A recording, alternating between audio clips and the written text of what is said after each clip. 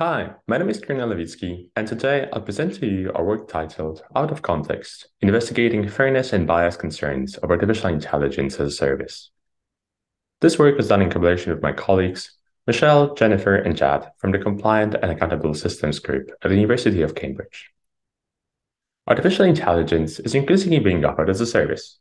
Marketed as AI with no machine learning skills required, AI as a service promises access to state-of-the-art, plug-and-play AI capabilities, allowing customers who may lack the expertise, data, or resources needed to develop their own AI models to quickly and easily add AI capabilities to their systems. Broadly, AIaaS aims to offer access to generic quote-unquote AI building blocks that can be used to underpin a wide range of customers' applications in a variety of different contexts.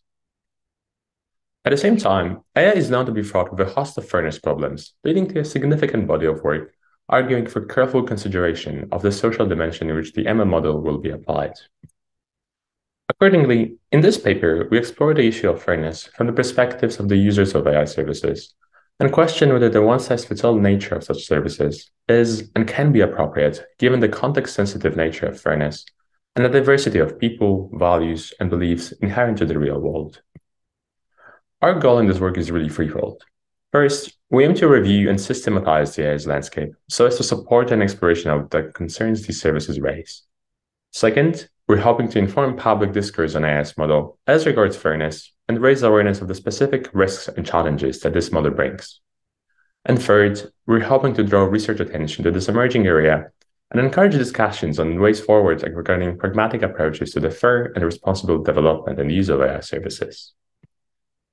Towards this, we first propose a taxonomy of AIaaS offerings based on three decreasing levels of autonomy and control afforded to the user, namely AutoML platforms that will support customers in building their own custom AI models, AI APIs that provide access to a range of already pre-trained AI models, and lastly, fully managed AI services, offering access to a range of off-the-shelf AI-powered applications and platforms managed by an external third party. We invite you to refer to the full paper for more details on the taxonomy and its development.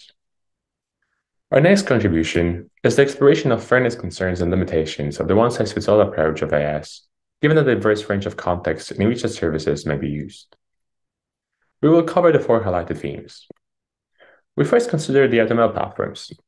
Here, the goal of the AI service is to create custom ML models in an automated way.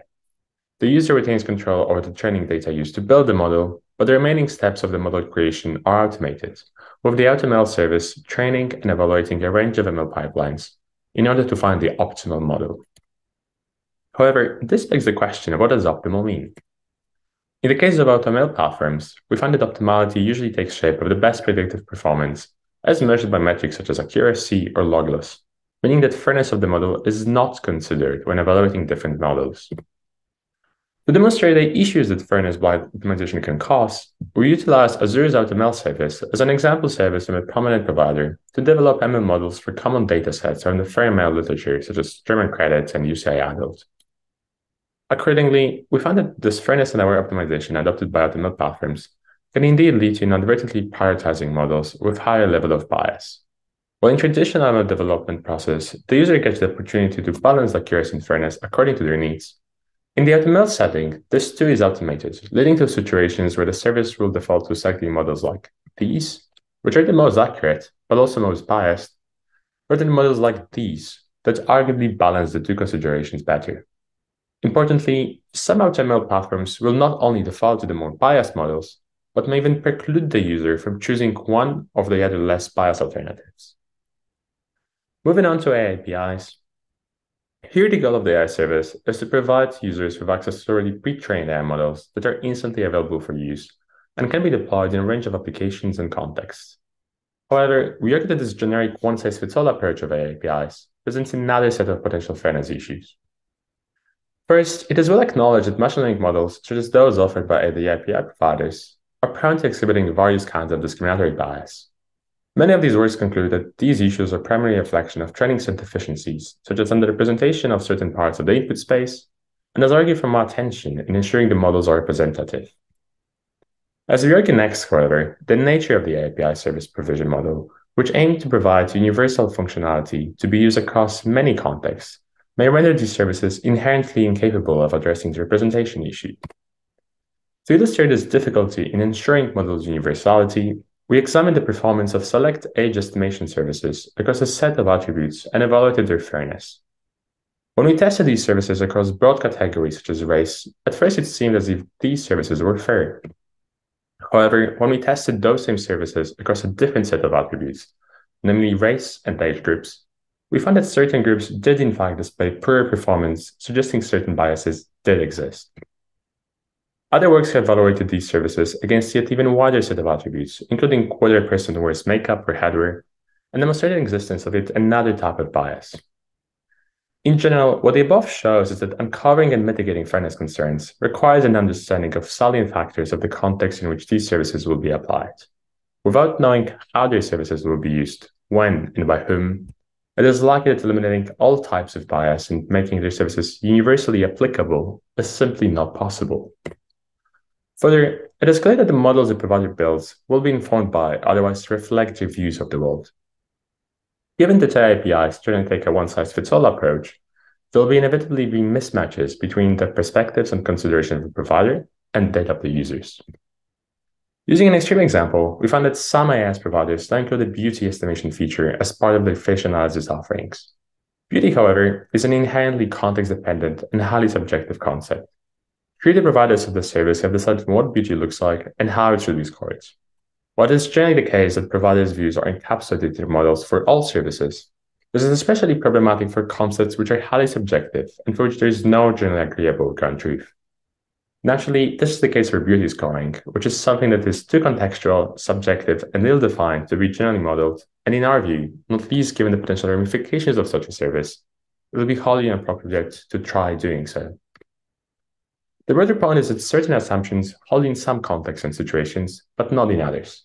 There will be many situations where a provider will not have considered the particulars of all possible usage contexts, or decide on particular concepts that are not or cannot be universally agreed upon. Aiming to provide a one-size-fits-all functionality, which abstracts away or does not account for real-world differences, will inevitably lead to problems. Finally, there are fully managed AI services. Here, the user's control over the system is limited even further, and the services tend to focus on more specialized, sector-specific functionalities, such as algorithmic hiring or medical triage, and often consists of multiple processing steps and several ML models.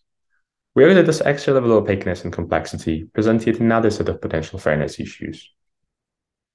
Here we consider the question of what it even means for these systems to be fair. Given these services can be directly concerned with allocating or withholding opportunities, their fairness can be thus measured by the countless fairness definitions developed by the FairML community. In order to market these services as fair, the creators of these systems might wish to measure and de-bias their services for one such definition of fairness. However, with fairness having to be optimized towards one definition or another, there's a question of which definition should be adopted and why, as well as who should make such decisions. Without external regulation, studies have shown that service providers tend to adopt fairness definition that suits their particular needs and priorities, leading to situations where the vendor's views and values are imposed onto their customers. This can lead to potential conflicts where the fairness definition chosen by the service supplier is incompatible with that of the user's local jurisdiction or the views held by that customer. Finally, we open discussion on some potential ways forward and directions for future research in the space.